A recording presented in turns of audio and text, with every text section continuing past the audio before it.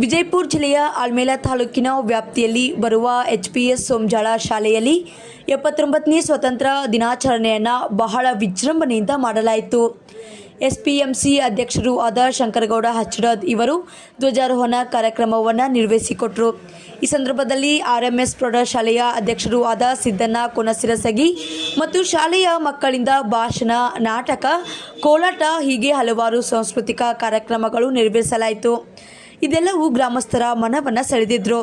ಈ ಕಾರ್ಯಕ್ರಮಕ್ಕೆ ಆಗಮಿಸಿರುವ ಊರಿನ ನಾಗರಿಕರು, ರಾಜಕೀಯ ನಾಯಕರು, ಊರಿನ ಪಾಲಕರು, ಊರಿನ ಗ್ರಾಮಸ್ಥರು ಹಾಗೂ ಶಾಲೆಯ ಶಿಕ್ಷಕರು, ಶಿಕ್ಷಕಿಯರು, ಮುದ್ದು ಮಕ್ಕಳು ಈ ಸಂದರ್ಭದಲ್ಲಿ ಉಪಸ್ಥಿತರಿದ್ದರು.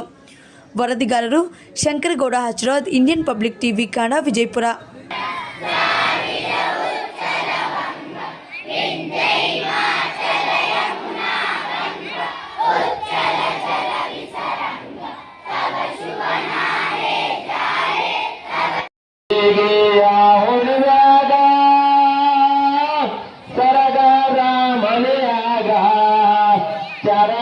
ಚಲ್ಯಾರ ಹೊಳದಾಗ ಚರಗಾವ ಚಲ್ಯಾರ ಹೊಳದಾಗ. ಧನ್ಯವಾದಗಳು. ಮಿತ್ರರು ಮತ್ತು ಶಂಕರಗೌಡವರು ಕೂಡ ಆಗಮಿಸಿದರು. ಅವರನ್ನು ಕೂಡ ನಾನು ಸ್ವಾಗತಿಸ್ತಾ ಇದ್ದೇನೆ.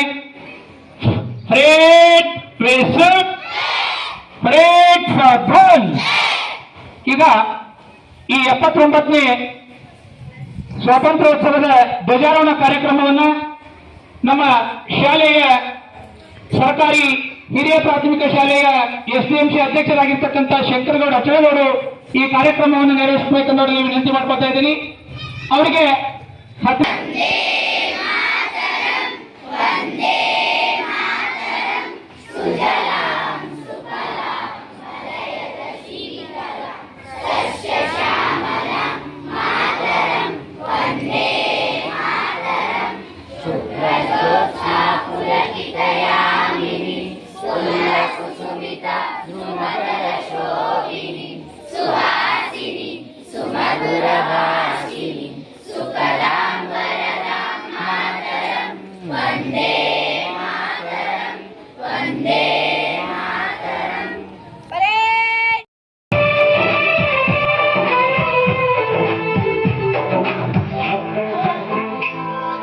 Jai